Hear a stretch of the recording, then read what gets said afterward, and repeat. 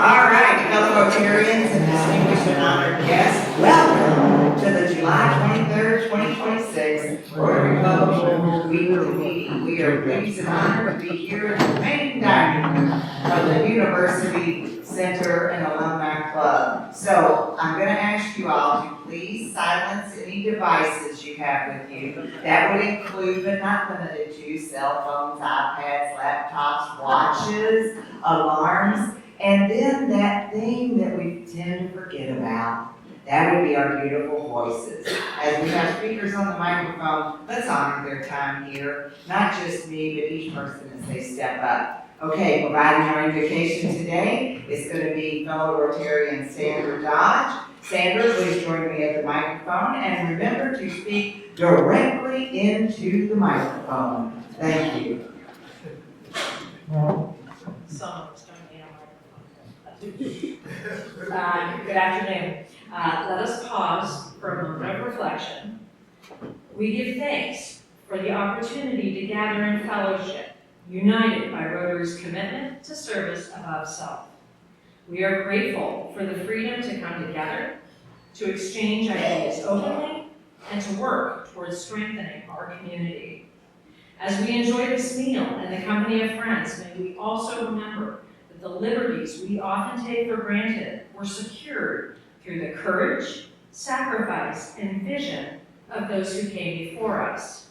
Their legacy reminds us that freedom is not simply inherited, it is preserved through character, service, and a willingness to contribute to something greater than ourselves. Bless our conversations today, inspire our decisions, and encourage us to lead with wisdom, humility, and generosity. We're especially thankful to our guests from the Sons of the American Revolution as they share stories and ideals of our nation's founding. May we listen not only with curiosity about our history, but also with a renewed appreciation for the responsibilities that accompany the freedoms we enjoy today. May we leave here committed to serving our neighbors, strengthening our communities, and honoring the enduring values that unite us. All right, thank you so much, Sandra. And now joining me at the microphone is Melanie Higgs. Melanie is going to lead us in the Pledge of Allegiance and the four-way test. Melanie is the Director of Graduate Admissions at the University of Louisville College of Business, from which I am a 1979 graduate. And Melanie also, as a fairly new corporate member to our club, she has raised her hand, stepped up, and is vice chair of the Interact Clubs. Melanie? Good afternoon, fellow Rotarians. Let's turn. I pledge allegiance to the flag of the United States of America and to the republic for which it stands, one nation, under God, indivisible, with liberty and justice for all. Okay, now I'll lead you in the four-way test. And I believe, is it up anywhere? It's coming. Okay. I think my battery might be dead. Okay, is it the truth? Is it fair to all concerned? Will it build goodwill and better friendships? Will it be beneficial to all concerned? Melanie, hold that little card up. All right, as you all take your seats, Melanie, hold that card. I want them all to see it. See, fellow Rotarians, she has a little wallet-sized blue card. She never leaves home without it. It has the four-way test and the object of Rotary. Way to go, Melanie. I served as many years and am now as alumni of the Kentucky Girl Scouts Council along with Joyce Seymour. And as we like to say, know your Girl Scout pledge and never leave home without it. Thank you so much, Melanie. All right, fellow Rotarians, we have a microphone over here to my right where Henry Heiser will be leading the way. Please step up to the microphone in line and introduce your guest today. Fellow Rotarians, as you begin the introduction, please introduce yourself first and then introduce your guest. Guest, as your introducer is beginning to introduce you, go ahead and stand up. We want to have a good look at you and welcome you. And then remember Rotarians give us the name, their organization, and their role in that organization. Not a resume, not an application, Henry, not an annual report. You got it? Set the stage, Mr. Heiser. All right, and President Markham, I'm Henry Heiser, she said, and I did have two guests with me today. First is Patrick Lewis, PhD, he's the President and CEO of the Dillon Historical Society. His assistant and wonderful person. I want to tell you, Genevieve Boltzmann is an honor student at U of L and was selected by the President's Council of U of L in a mentoring relationship. So she is now the executive intern working on community affairs. Genevieve Boltzmann. Welcome. President Margaret and fellow Rotarians. My guest today is my wonderful mother. Oh, Clayton Rogers, Supervisor. Look at that. You brought my Clayton Rogers is a retired educator. She is the current president of Local Master Corral, an active member of the Women's Club of Lowell. She's also a docent and tour guide for Cahill Cemetery, and she is a daughter of the American Revolution. Good Rogers.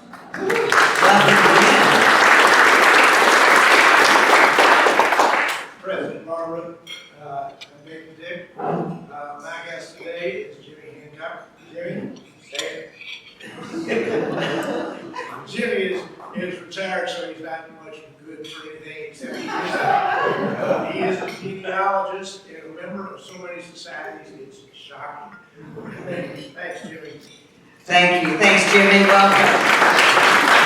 All right, to our guests, know at the very end of our meeting, we have a What is Rotary table that will be set up towards the back of the room. And Jay Mallory is supposed to be at that table at the end of this meeting. You have not lived yet if you have not met Jay. Where Jay Mallory? Stand up, buddy. Stand up. Everybody say hi, Jay. All right. And Jay will give you a 5-6 minute overview and summary of what Rotary is, and we would love for you to learn more about us. Now, at this time every week, we like to reach out and recognize all of our fellow Rotarians that have joined the club, been reinstated in the last 12 months. If that's you, come on and stand up, even if you transferred in from another club. Where are you? Let's give a round of applause.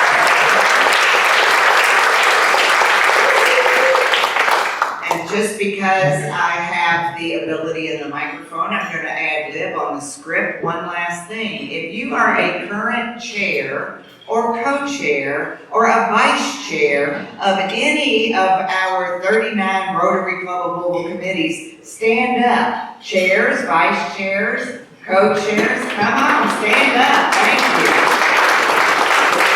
Those of you that are still seated, you see who was just standing, go find out what committee you're on, because here's the number one thing said to me, Rick, week to week. People come up to me and say, I don't know what committee I'm on. Do you realize what they just told me? Yes, okay. So find out what committee you're on. Those of you that know exactly what committee you're on, thank you. And thank you for showing up for our first round of committee meetings that we've been having in the month of July. People are showing up, people are doing the work, and I am so excited to now bring to the podium. Well, first we're going to recognize birthdays, all right? So happy birthday. These are all the folks that have a birthday starting today. Tyler Allen, he RSVP'd, but he's not in the house. I don't see Tyler. Okay, y'all, everybody send Tyler an email and say, sorry to miss you, happy birthday. Let's blow up his text messages. And then in this coming week, Miles Burkholder, Richard Clay, Tony Coffey, John Lucan, Ray Schumann, if you're here, stand up. It's your birthday week. Are you here? No, you're not. Going once, going twice. Sold. All right, say happy birthday to our fellow Rotarians. And now I want to bring to the podium Julie James. And as Julie makes her way to the podium, I want to ask Dr. Tony Newberry to stand at his seat. Dr. Newberry and Julie have been working with me for several months, along with Delene Taylor, on something very important and today is the day where we're gonna try to truncate 104, how many years is it? 114 years of Rotary Club of Louisville into a 5-minute presentation. Julie and Tony have been rehearsing this. Why today? Well, it's because July 23rd, 114 years ago, was the day Rotary Club of Louisville Rotary International officials signed our charter. And I just want to recognize your all's co-leadership as co-chairs of the Archives Committee. Julie, you ready? All right, big round of applause for Julie. The good news is I'm not focusing on 114 years. I'm going to be focusing on the first decade, so you're in luck. From 3 letters to a lasting legacy, Louisville's first Rotary decade, 1912 to 1922. History informs our future. Today, I'd like to take you back 114 years to a time before smartphones, before email, before Zoom, and before commercial radio. In fact, Louisville Rotary began with something unimaginable in today's society. 3 businessmen actually writing letters. So they wrote letters to the Rotary Club of Louisville, the headquarters, and said, "We are very interested in starting a Rotary Club in Louisville." It was late 1911. Truman McGill, C.H. Hamilton, and Frank B. Jones each read about an organization called Rotary.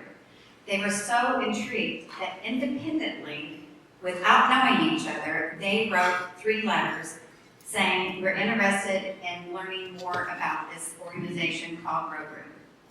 These men did not know each other, so they basically introduced themselves before Rotary even began.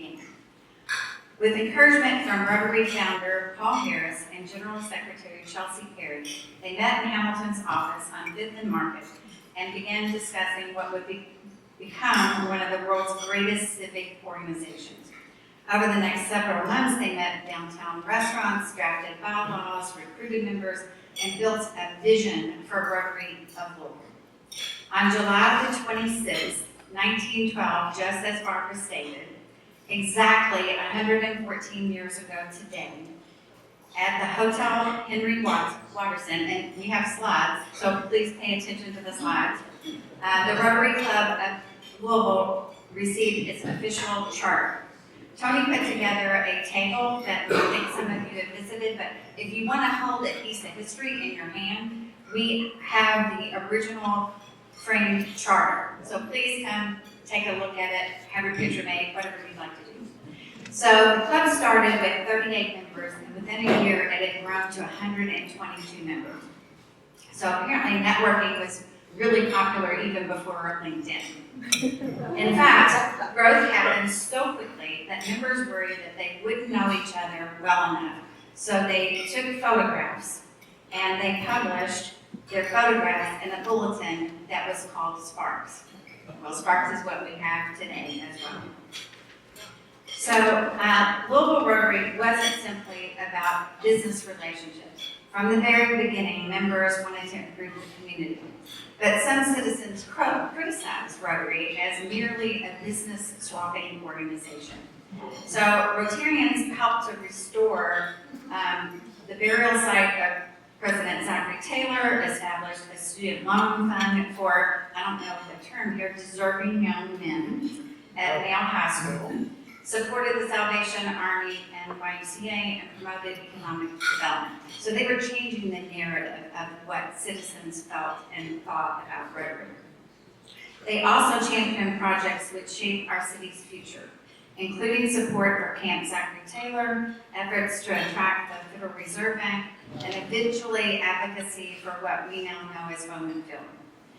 Louisville Rotary was also a pioneer. It helped organize Rotary clubs throughout Kentucky and neighboring states. So you can see in this slide, it depicts Louisville Rotary as kind of the mother club, branching out as depicted in this tree of Rotary life. Then came World War I. Club meetings became intensely patriotic, Members purchased Liberty bonds, promoted conservation efforts, and honored those Rotarians that were serving overseas.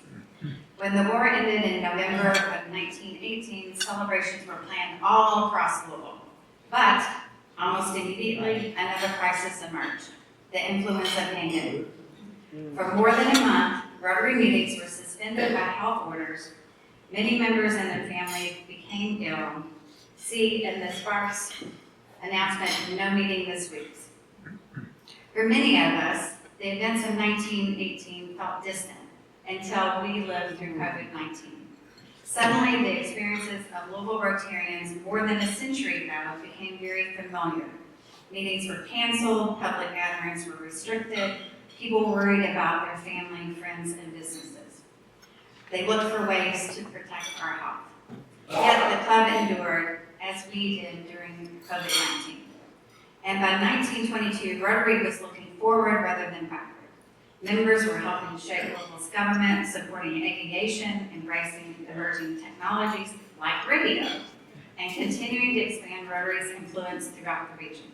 In October 1922, when radio was still a novelty, the club hosted a program on WHS discussing Rotary ideals and public affairs.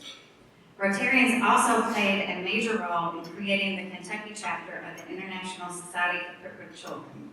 Rotarians served on Kentucky and national boards, and the club helped raise funds to equip 2 wards at Cosair Children's Hospital. In other words, Rotarians were finding new ways to connect people and strengthen the community just as we do today. As we reflect on Rotary's first decade, perhaps the most important lesson is Louisville Rotary began not with a building, not with a fundraiser, not with a strategic plan. It began with 3 people who believed that friendship, ethical leadership, and service could make their city better. More than a century later, that mission remains unchanged. Service above self still drives everything that we do. And that's a legacy worth celebrating because history informs our future. With that, I would like members of the Archive Committee to please stand. As you can see, we need members to join our committee. There's one person there. Special thanks to Co-Chair Tony Newberry who helped put this presentation together. And please see one of us and visit the table afterward to see the artifacts that we brought. President Barber. This is the first time in my life I've ever lifted a microphone. What a moment. All right. Julie, that was wonderful. Thank you so much for that. And fellow Rotarians, this is Mark Cool, waltzing in late to sit at the head table. Just so you will know, Mark is our resident comedian. He will have a speaking role at the end of the meeting, I think, because when I didn't see him in the room and I'm counting on him, I put Plan B in action. That's right. So just because I want everybody to know, Melissa Marvel, stand up, Melissa. Melissa agreed to come up and ad-lib the last section of the meeting if Mark Cool didn't show up. So round of applause for Melissa. Thanks, Melissa. I'll catch you on the backside, okay? All right, fellow Rotarians, as you know, Julie just talked a little bit about Sparks. And then out on the table that Tony has put together, you will see some leather-bound, year at a time, Sparks, the weekly newsletter. I think, Henry Heiser, I think there's one out there that has your grandfather's name in it, handwritten, right? What was your grandfather that was a Rotarian before your father? What was his first name? Gus. Okay, well, I'm not sure. There's a B-O-G-T in a book out there. And I know that's connected in you in some way. Because all roads lead to Henry Heiser. Okay. Some of you are thinking, Sparks, what was Julie talking about? What's Barbara talking about? Well, it is our weekly communication. And so you will notice last Friday, you received in your inboxes a Rotary Sparks. And it is also information about the club. It's a small recap on the meeting that we're just going to conclude when you get it tomorrow. And then it tells you about next week's speaker. So watch for those, you all, from the Public Image Committee. And lastly, I sent a letter out to everybody. I mentioned to you that I didn't realize I was supposed to write an annual president's letter to the club. So I worked on that. I was a little late in getting it out, but I wanted to hit the right tone and have the right message so you would feel the authenticity, John, coming straight from me. Those of you that have gotten to know me better than others, many of you have sent me notes that said that letter sounds exactly like you. That was the note I was trying to strike. Two things going forward in this Rotary year together, and that's exactly what we're going to be together. One, I'm going to focus on service above self and highlight our committee work, just as we did today, as often as I possibly can. So get ready in those committees. You're going to have your turn up here to talk about the work you're doing. And then secondly, we're going to focus together on an alignment with Rotary International. Yes. That's what happens when you go to a lot of Rotary conferences and you go to conventions and you go, right, Rick? That's what happens. And what's been fascinating to learn is that the 45,000 clubs around the world, some clubs, including ours, from year to year, sort of reinvent themselves. And I'm all for evolution, but I'm also for alignment with where Rotary International is today. And all I can say is, you heard from Julie that the Rotary Club of Louisville is the mothership. I picked up on that gender reference. The mothership of all the other clubs in the Commonwealth of Kentucky. Well, I will just say a Rotary Club of Louisville getting in alignment with the mothership of Rotary International, and she has changed. And I know we have Rotarians in this room who've been in Rotary for decades, 3, 4, 5, maybe in your 6th decade, and you've seen the Rotary Club of Louisville and international change. So come on, y'all. I'm asking you in that letter, and I'm asking you today, and those of you who are going, what letter is she talking about? It's in your inbox. Check your spam. It's from me. All right? I want you to reach inside your gut, find your greatness within, and embrace the possibility that we are going to be relevant, innovative, and evolutionary as we go through this year together. So with that, I've set the stage. I'm doing something that several Rotarians said, please do not ever show a video. That was what I got told by several people. And then several other people said, why don't you show some videos or tell more about all these conventions and conferences? So I'm going to try it. I need you all to go with me. We've got a 4-minute, which feels like a lifetime, but I want you to meet personally on our screen today our current president of Rotary International. That's right, Olayinka Babalola, delivering 4 minutes of his 15-minute address to the Rotary Convention. All eyes on the screen. Let the video roll, Deline. Has a story like that. A moment when fellowship and service stop being what you did and became who you are. I want us to tell more stories about how it has changed us and every one of us. Because when we do, we show the world that Rotary is more than a service organization. It is a transformative experience. That transformation, my family of Rotary, is at the heart of our call to action this year to create lasting impact.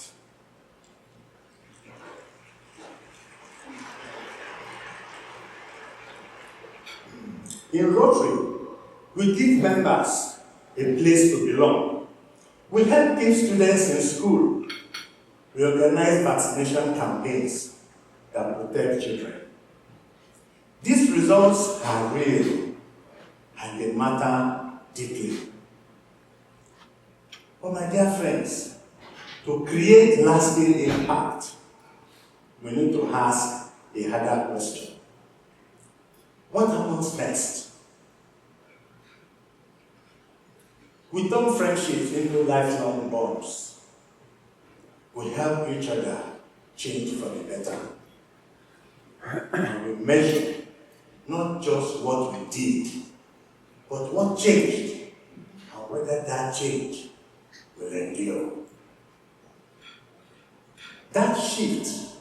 is what the message, create lasting impact, is about. Nowhere, my dear friends, is that distinction more important than when we talk about peace.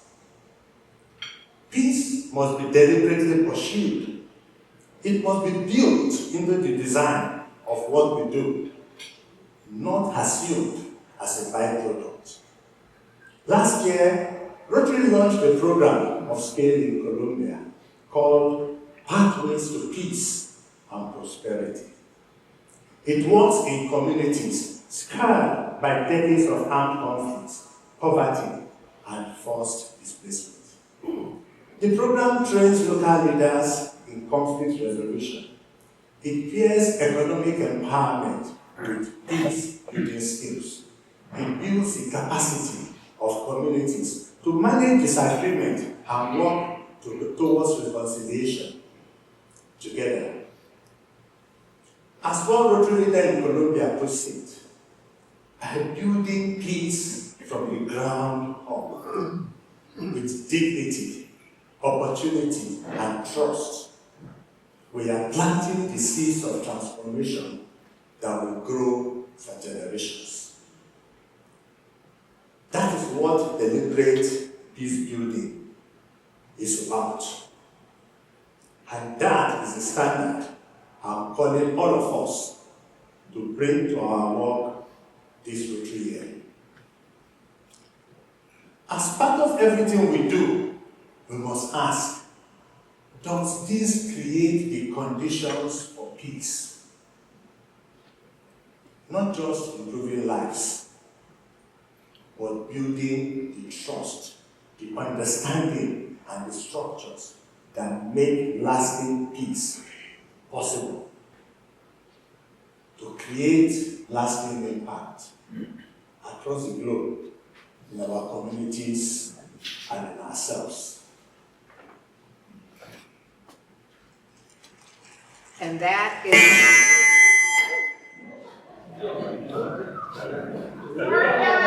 We got this.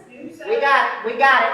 And the lady that walked onto the stage with him, that is his wife. And Renee, you were in the room, weren't you, with 37,000 people when he gave that presentation, correct? Yes, 37,001. 37,001. And I thought it was important not to keep that to myself and not have Renee be the only one from our club that got to see that. So you can see it in its entirety on Rotary International website as I come to the microphone. Okay, hello Rotarians. Thank y'all so very much. Woo, baby. Okay, Ashley. Ashley, come on. Begin your walk of fame. Ladies and gentlemen, I'm bringing to the podium Ashley Brower, who is going to introduce our speakers for the day. And Ashley has a strategic marketing company as she goes about her daily life in Louisville. Ashley? Thank you, President Barbara. I'm so excited to introduce our speakers today as we celebrate the 250th anniversary of our country. I think a lot of people don't even know that we have the national headquarters of the Sons of the American Revolution right here in Louisville. And so excited to hear about all of the really cool things that they are doing. And if you all haven't done your genealogy yet, they can help you. It's so addicting, it's so interesting. Highly recommend it. Joe Alexander is the director of the Sons of the American Revolution Education Center and Museum. He's a retired U.S. Navy officer and brings extensive leadership and organizational experience to the preservation and interpretation of American history. He has played a central role in planning and preparing the museum for its public opening, and we're going to get a little bit of a sneak preview today. Drew Hight is the marketing and public relations manager for the National Society of the Sons of the American Revolution. He leads communication efforts that share the stories of America's founding generation and promote the organizational, educational, historical, and patriotic initiatives nationwide. And they're really our first veterans. And a little breaking news here, they are the Grand Marshals for our Veterans Parade in November. So November 7th, we'll mark your calendars. Yes, they are. So please, you'll be there. You'll be on the parade. Please welcome Drew and Joe.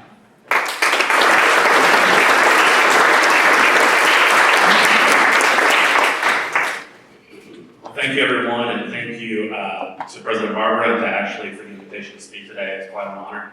As Ashley mentioned, just a real quick show of hands. Who here is familiar with the Sons of the American Revolution? Has heard of us before? So quite a few.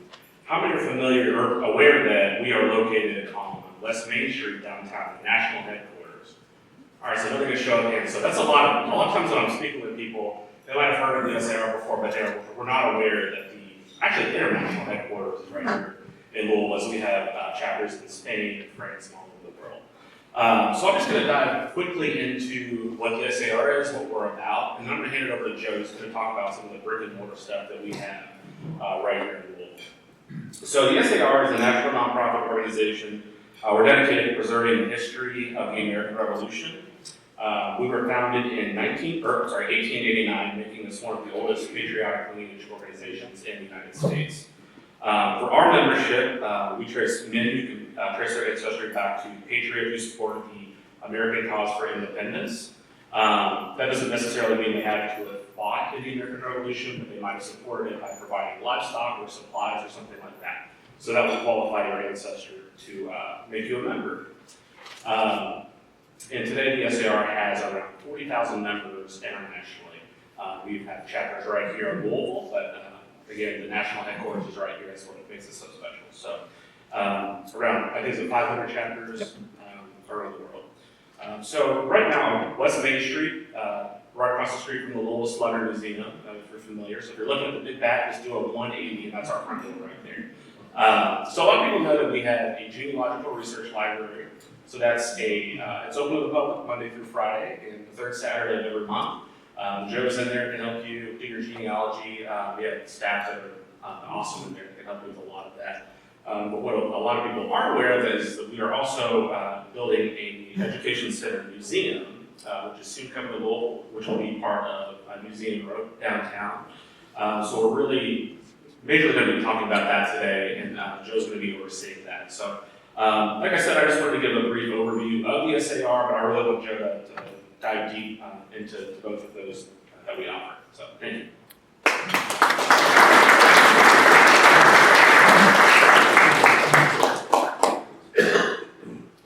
Excuse me one moment, I think the clicker's not working because it's being blocked by the table the projector's on, so Joe, if you do it from up Okay. here, it might work.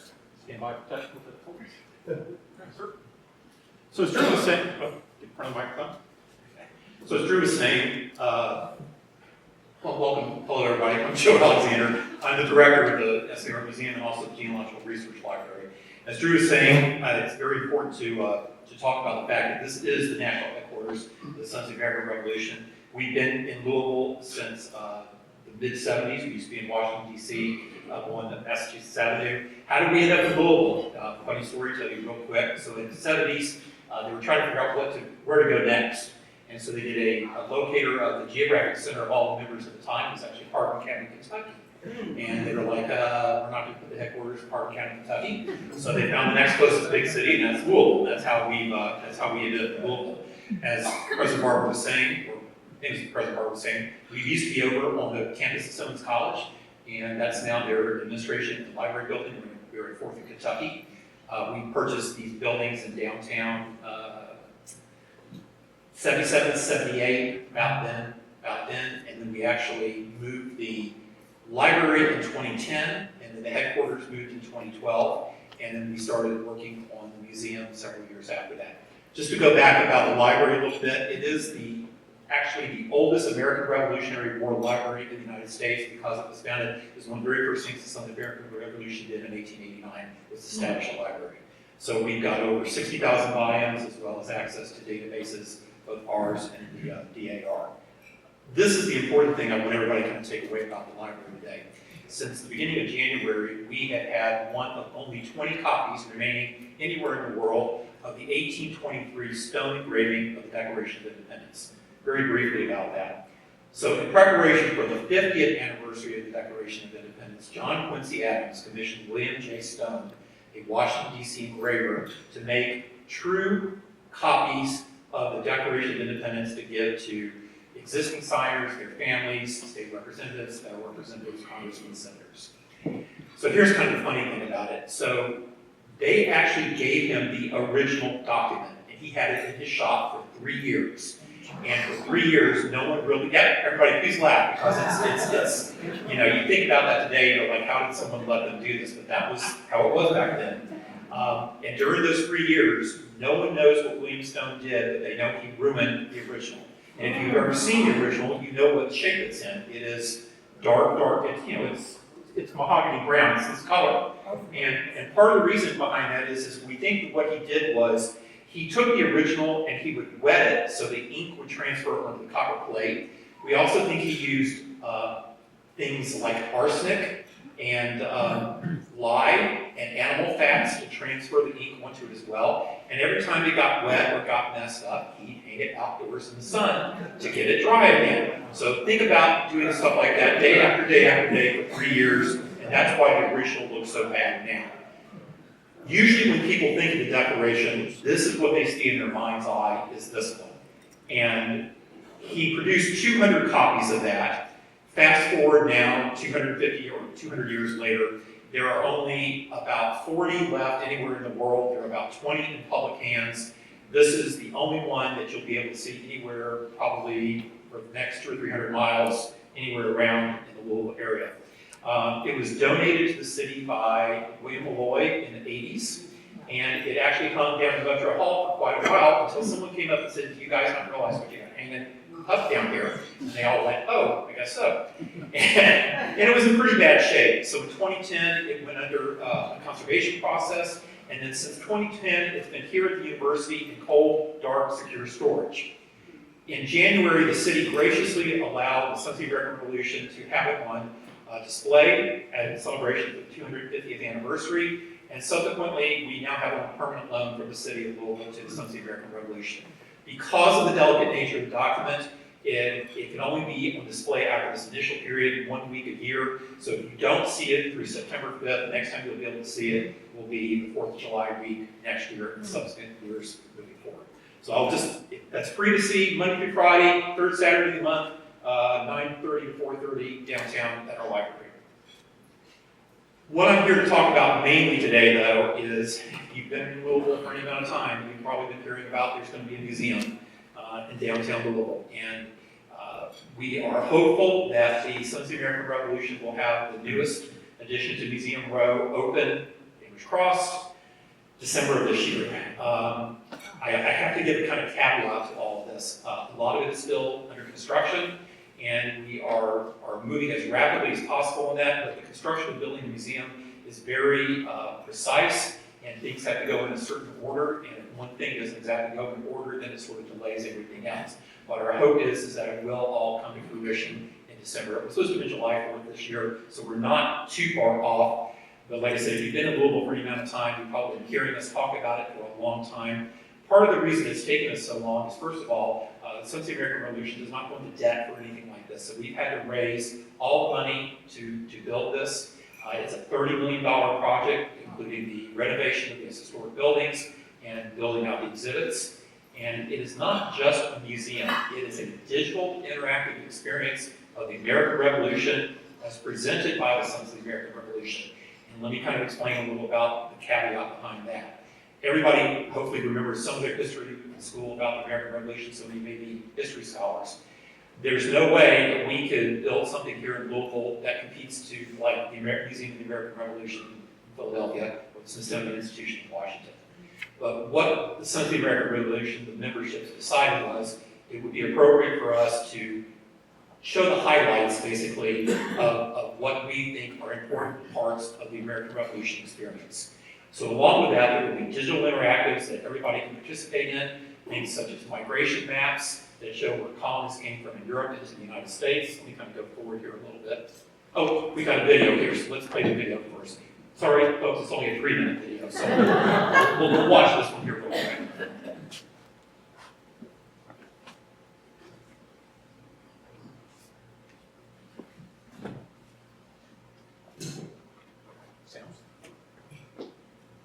should have sound.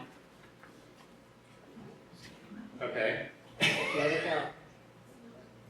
Let me pause that. It should have sound. Sorry. Continue to There we support go. SAR members, historians, and generous donors. From the Main Street entrance, visitors will step into an inviting welcoming retail area where they'll have a chance to gather and shop and get ready for the incredible story that's about to unfold. A pair of detailed scale models, the Bonhomme Richard and the Philadelphia gunboat, help prime visitors with that story, along with artifacts, portraits, and a full-scale replica Liberty Bell. Visitors can also learn about the SAR and how to begin their own journey to membership in the Genealogical Research Library next door. When they're ready to venture in, visitors will purchase their tickets and step through the gallery doors into another time and place of our nation's history. 1763, the end of the French and Indian War. Visitors enter a period of change in North America when the seeds of conflict will begin to take root in the colonies. An animated migration map illustrates how the British colonies came together, from the first European settlements to the flood of migration more than a century later. The King's Proclamation in 1763 forbids settlement west of the Appalachians. Britain also issues a trickle of new taxes on the colonies without the consent of the people. Visitors meet two individuals who share their accounts of the fury sparked by the controversial Stamp Act. Many more personal narratives can be found in the museum, drawing from real people who lived through the Revolution. As a new wave of laws descends upon the colonies, visitors learn about the written word and safeguarding our rights. The Voice of the People Interactive, built into a replica printing press, lets visitors create their own pro-patriot broadsides using real images of the dead.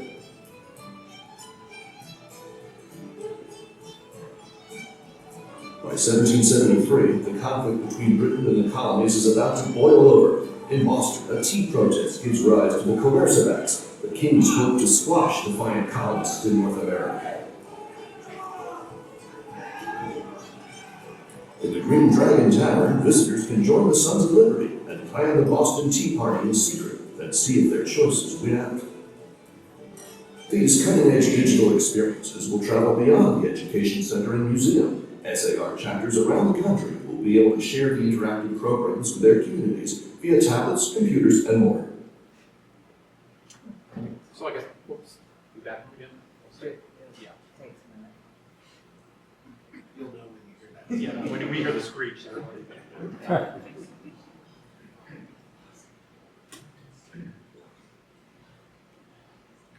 Good? Good to go? Yes. Maybe. Super, thanks, Barbara.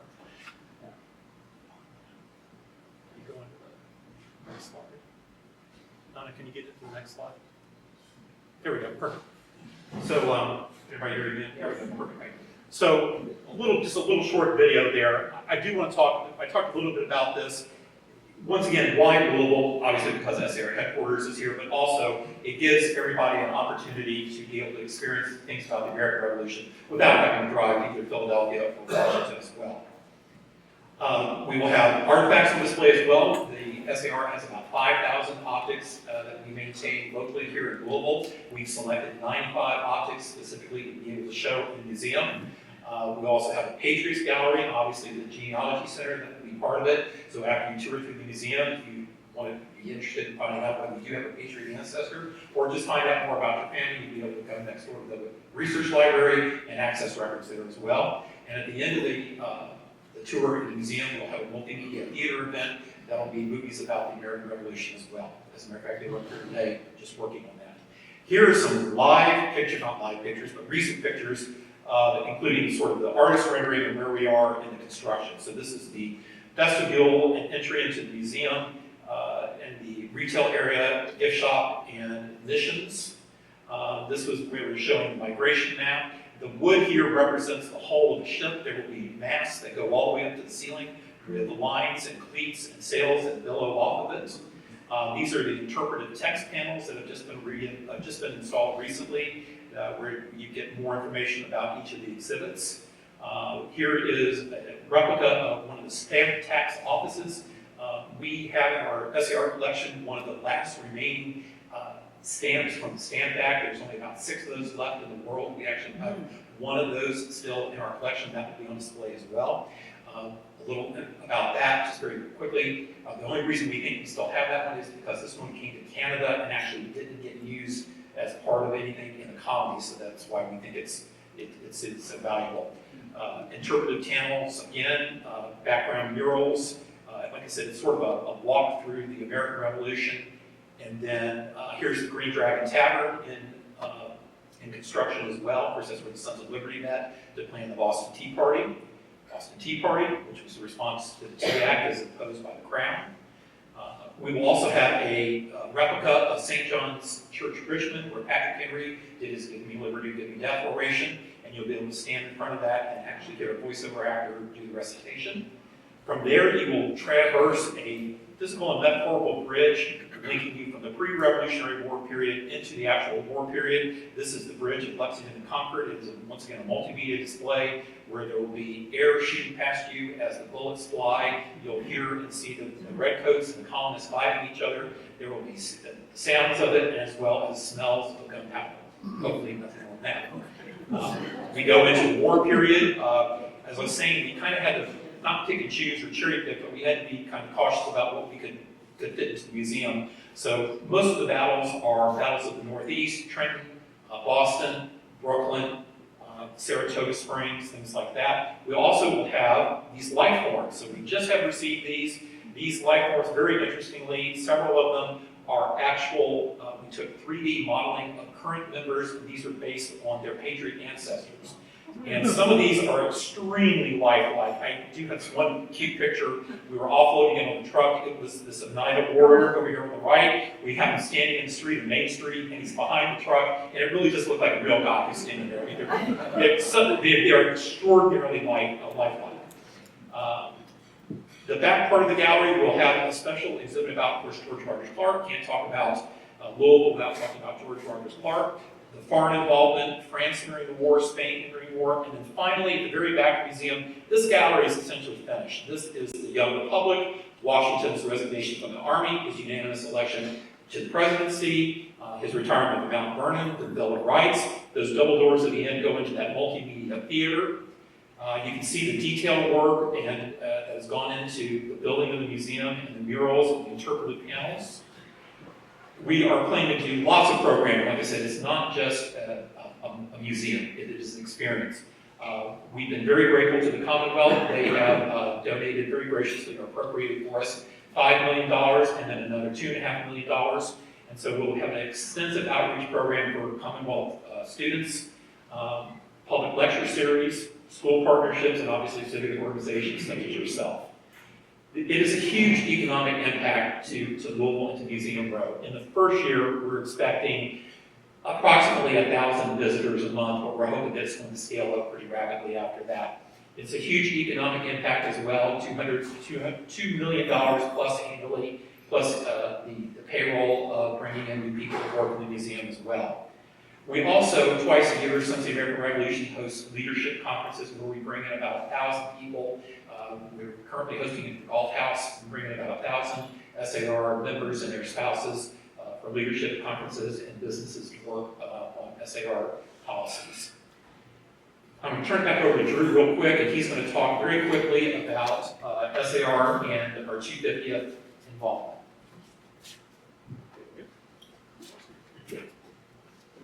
So thanks, Joe. Yeah, so I'm sure everyone is aware that we just celebrated America's 250th birthday, but that goes far beyond just July 4th. So here locally, the SAR was honored to have a seat at the table for the Louisville 250th Commission.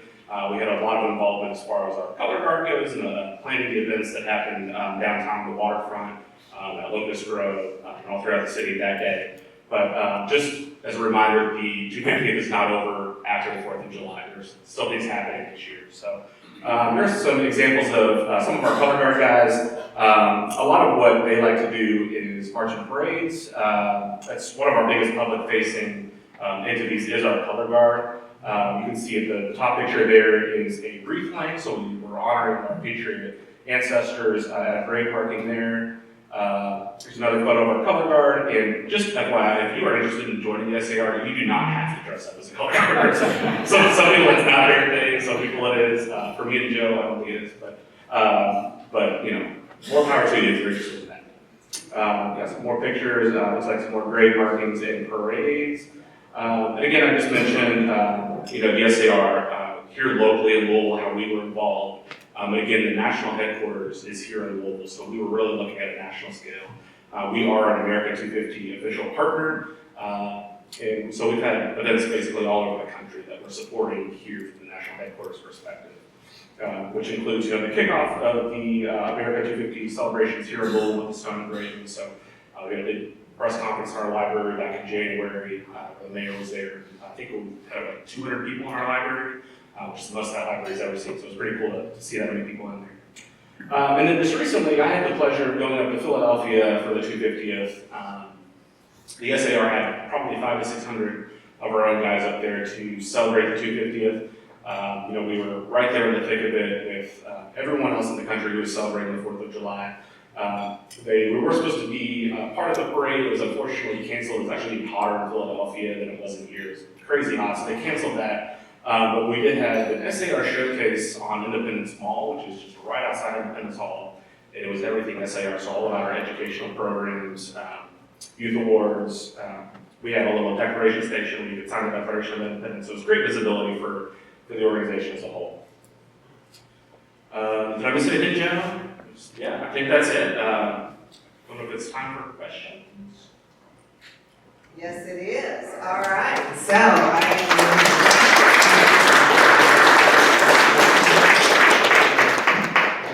So I'm going to be your handy dandy guide through the Q&A. Fellow Rotarians, this is for your time. If you have a question that you would like to ask, not a speech, not a presentation, but a question that you want to ask either one of our speakers today, please make your way up here to this microphone. I am talking a little bit longer because I want you to realize this microphone is working. You don't have to be afraid of it. It's not going to bite you, and it's not going to make a loud screeching noise.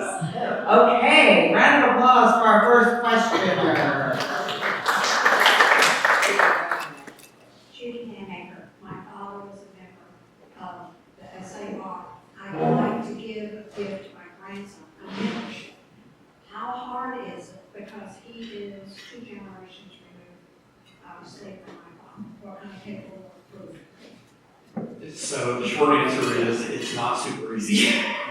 Prior to 2012, it was easy. You could just essentially do what we call tagging onto it. But in 2012, we changed all our gene launch standards. So while we can pull your father's application and use that as a reference point, your grandson would need to then go back and reprove everything generation by generation. The good thing is the work's already been done, but you would need to regenerate all the documents, birth certificates, death certificates, marriage certificates, etc. So you're saying all the history that my father provided for his membership, I have to redo that? You can use that as a framework, but you'll have to actually, depending on how old it is. For example, when I came in 40 years ago, all I had to do was basically say, my mother was in the DAR, and they said, welcome. Now, if I tried to join now, even though my mother was in the DAR in the 50s, you're right, they would say, here's the framework, but you would need to provide for every generation, birth certificates, death certificates, marriage certificates, wills, public records, and something to document it. Because since 2012, we've changed our entire documentation standards. So while it's not starting from scratch, it is kind of starting from scratch. So I know he had to prove with documents his authenticity. Mm-hmm. So I can't use those. You can use those if they're still available. Yes. Yeah. Okay, and you can go straight down there on West Main Street, right across the street from the Great Big Bat on 180. And these folks and our whole team will be there to help you figure that out. John? Thank you for the my name is John Bush, I'm the president of this club. But the reason I'm up here now is I want to thank you all. It was very interesting presentation. I had no idea what all you all were doing over there on Main Street, and I can't wait to see it when it's finished. So thank you.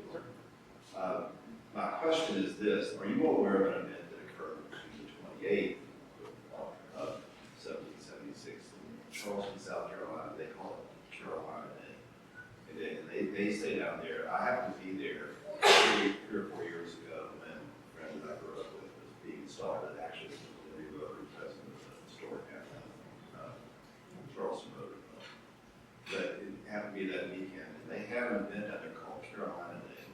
Carolina Day is a Revolutionary War event, not Civil War. Carolina Day was really, they say it's the first encounter between the British Navy and the colonials at a fort there. I think it's Fort Moultrie, I'm not sure the name of the fort. It was on Sullivan's Island. It was an encounter between them, the colonials who were there, the colonists who were there, and the British Navy, and British Navy lost.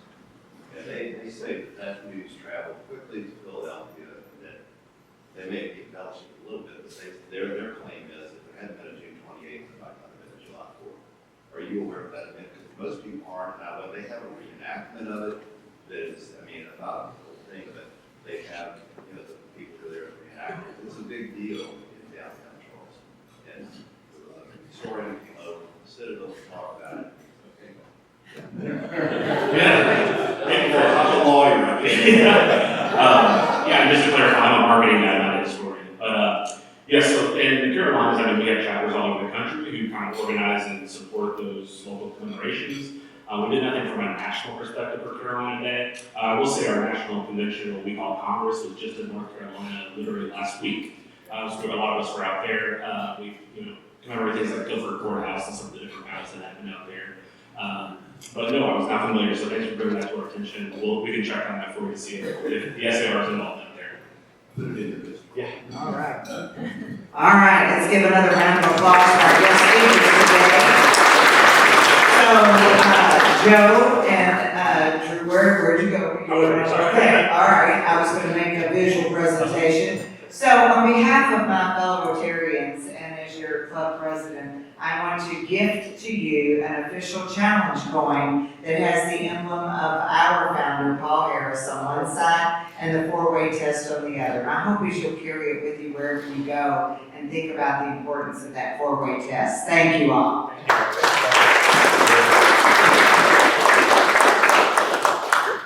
All right, at this time, we got 1.5 minutes left, and our resident fellow comedian, Mark Cool. If you weren't here last week, this will all make sense in a couple of moments. All right, Mark, it's your turn to tell us about next week. Well, I should have known whenever she called out her own husband about being late, not to be late. At one point, I thought, I'll just hide back here the whole day, but that didn't work out. Next week, well, that's me. I'm not coming here next week. That's not me. This is Dr. Robbie Fletcher, and he is the Commissioner of Education for the entire state of Kentucky.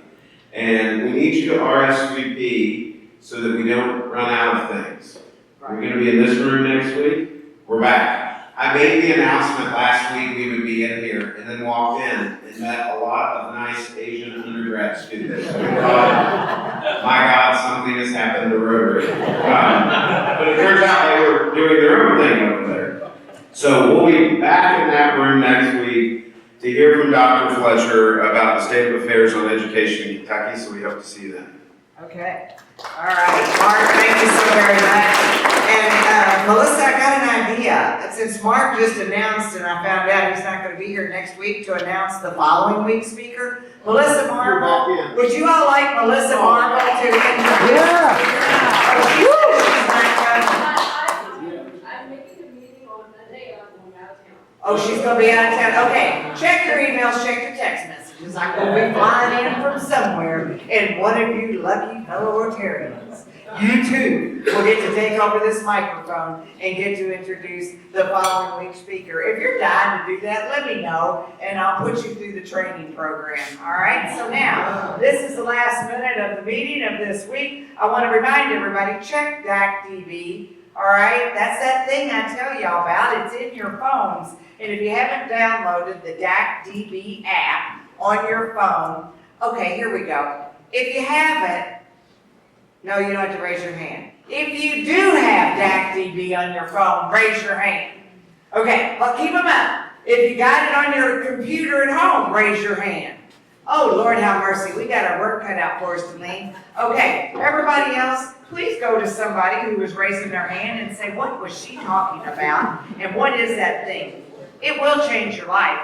It will. It'll put you so connected to Rotarians. It'll let you know what all the committees are. You'll know where you are. You'll know how to get in touch with each other. Please use the resources that we have available. And then follow us on all those crazy social media things. I think there are X and Instagram and Facebook and there's more. They're out there. And I'm even learning how to post on them. Lord have mercy. All right. There you go. Follow us. Tag us. Hey, and thanks to Susan Zepeda for posting your selfie that you took at the meeting last week.